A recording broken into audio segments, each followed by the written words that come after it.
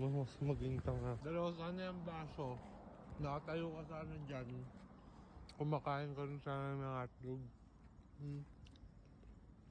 Kaso, ano pinili mo? Mas pinili mo magpakatanga. Kaya, hindi mo kung paano ko ito kagatin. Kagatin itong hotdog. Kung paano ko kagatin nang wala sa harap ko. Ito yung tinatawag na megabyte.